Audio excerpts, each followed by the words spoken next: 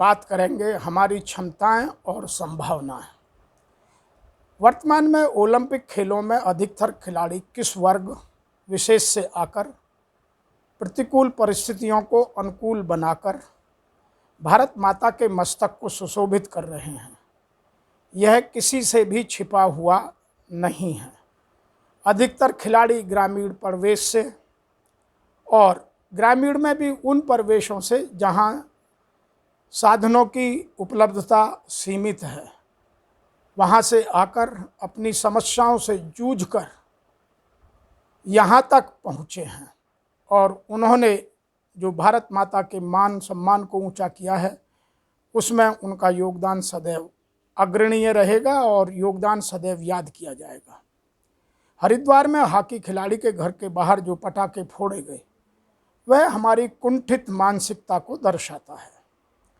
हम उसकी क्षमताएं और उसकी संभावनाओं को नहीं समझ रहे हैं और अपनी कुंठित भावना को दिखाने का प्रयास कर रहे हैं।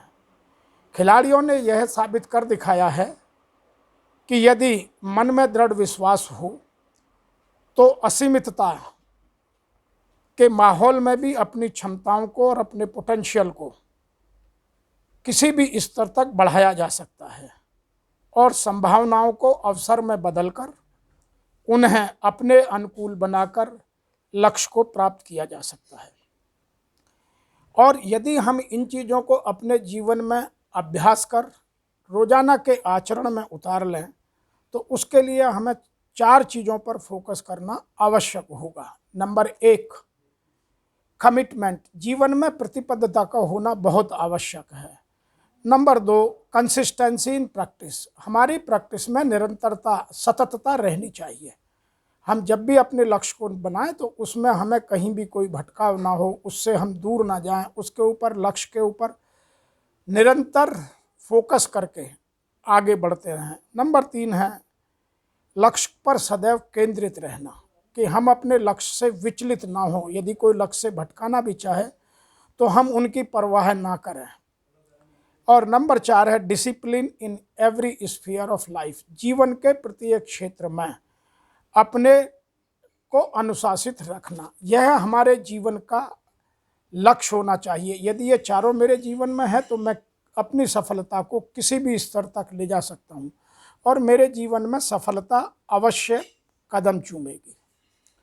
हमें यह बात हमारे पूर्वजों ने विरासत में दी है, लेकिन हम आज पाश्चात्य शैली का अनुसरण करते करते अपने जीवन को, मूल्यों को भूल चुके हैं और उन मूल्यों को अपना रहे हैं जो हमारे मूल्यों से अलग और हमारे सामाजिक सिद्धांतों से अलग हैं।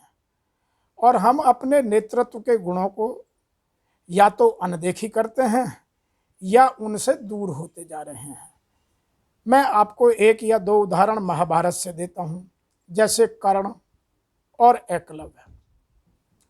कर्ण के साथ वही सब हुआ जो हरिद्वार में हमारे हॉकी खिलाड़ी के साथ हुआ है।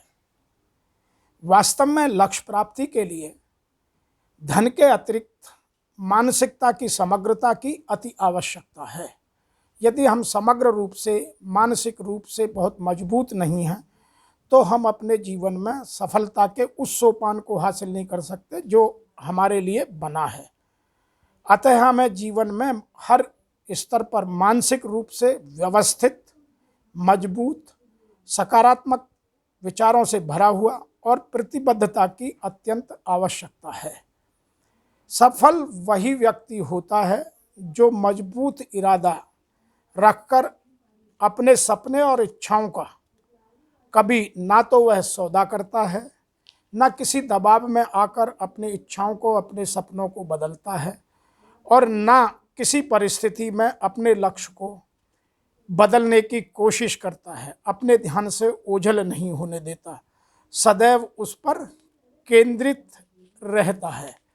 तो हमें अपने जीवन में यदि सफलता के सोपानों पर चढ़ना है तो हमें मानसिक रूप से 8 बातों की स्थिरता लाना अत्यंत आवश्यक है। धन या साधन सब लोग पैदा कर लेते हैं यदि ये 8 बातें उनके अंदर हैं। नंबर 1, सकारात्मकता का भाव। हम अपने जीवन में सदा पॉजिटिव सोचें, सकारात्मक भावों से भरे रहें। कहीं कोई परिस्थिति कितनी भी विषम आती है उसको भी सकारात्मकता में बदलना है। नंबर 2, हमें अपने उत्तरदायित्व का बोध, we should have the accountability of our responsibility. हमें अपने जीवन में अपने उत्तरदायित्व का बोध होना बहुत ज़रूरी है। नंबर 3, उच्च मनोबल, हम अपना भी मनोबल उच्च रखें और अपने आसपास का भी उच्च मनोबल रखें। नंबर 4, विचारों की पवित्रता। विचारों की पवित्रता का मतलब है कि हम जो भी काम करें उसमें स्वार्थ ना हो, उसमें समाज का कल्याण हो, दूसरों के कल्याण की भावना हो, जिसमें दया हो, जिसमें क्षमता हो, जिसमें करुणा हो, जिसमें सौम्यता हो, जिसमें सरलता हो, वह विचार पवित्र होता है। नंबर 5, नित्य कुछ नया सीखना। हम रोजाना, हमारी लर्निंग एजिलिटी बहुत हाई होनी चाहिए। हम रोज नया सीखें, अपने लक्ष्य के स्तर को रोज ऊंचा करें। आज हमारा बीते हुए कल से अच्छा हो, यह हमारा रोजाना का प्रयास होना चाहिए। नंबर 6, जीवन के हर क्षेत्र में कड़ा अनुशासन। यदि मुझे ओलंपिक जीतना है या जीवन में उच्च लक्ष्य हासिल करना है तो मेरे जीवन में अनुशासित होना बहुत ज़रूरी है। मेरे जीवन में हर चीज़ की प्राथमिकताओं के निर्धारण करना बहुत ज़रूरी है। मुझे अपने जीवन में क्या अचीव करना है, मेरे पास क्या साधन है, क्या नहीं है, वह सब लिखित में होना चाहिए। मेरे जीवन में प्रतिकूलताओं को अनुकूलताओं में बदलने के लिए मुझे क्या क्या प्रयास करना है, किन किन लोगों से मदद कर लेनी है, मुझे अपने मेंटर से, मुझे अपने कोच से, मुझे अपने साथियों से किस तरह की मदद लेनी है, यह हमारे अनुशासन का हिस्सा है। अनुशासन में हमारा सुबह कैसी हो, जिनकी मॉर्निंग अच्छी होती है उनका पूरा दिन अच्छा होता है। और मॉर्निंग अच्छी करने के हमने कुछ अपने पुराने वीडियोज़ में अपने कुछ मूल्य बताए हैं, कुछ टेक्निक्स बताई हैं, उनको आप देखिए, समझिए और अपने जीवन में अनुशासन का पालन कीजिए। जो लोग अनुशासित नहीं होते हैं वो सफल नहीं हो सकते, यह हर कोई कहता है। नंबर 7, लोगों के प्रति उदारता का भाव। हम किसी के प्रति भी कटु ना हो, हमें सफलता मिले या ना मिले, यह खिलाड़ियों का सबसे बड़ा गुण होता है। हम पूरे 8 साल 10 साल मेहनत करके ओलंपिक में जाते हैं और फिर ओलंपिक में जब हार जाते हैं तो वहाँ से हम चुपचाप अपने आ जाते हैं और यह सोचते हैं कि मेरे से कहाँ कमी रह गई। हम दूसरों से कोई ना कमी निकालते हैं, ना ब्लेम गेम करते हैं, ना दूसरों के ऊपर अपनी बात को टालने का प्रयास करते हैं। हम अपनी कमियों को ढूंढकर उन्हें ठीक करने का प्रयास करते हैं। नंबर 8, जो सबसे महत्वपूर्ण है, वह है प्रतिकूलता को अनुकूलता में देखने या बदलने की प्रवृत्ति। किसके जीवन में प्रतिकूलता नहीं आती है? एडवर्स कंडीशंस हर किसी के जीवन में आती हैं, लेकिन सफल वही होते हैं जो उन एडवर्स कंडीशंस को अपने फेवरेबल बना लेते हैं और अपनी चीज़ों को अपने हक में करके सदैव निरंतर निर्विवाद आगे बढ़ते हैं। वो अपने जीवन में किसी तरह का कॉन्फ्लिक्ट नहीं होने देते। अतः हम आज जो ओलंपिक में खिलाड़ी खेल रहे हैं वह भारत के हों या भारत के बाहर के हों, यदि सबका अध्ययन करें तो ये सब चीज़ें और उनकी ये मानसिक स्थिति यह दर्शाती है कि वो तब यहाँ तक पहुँचे हैं।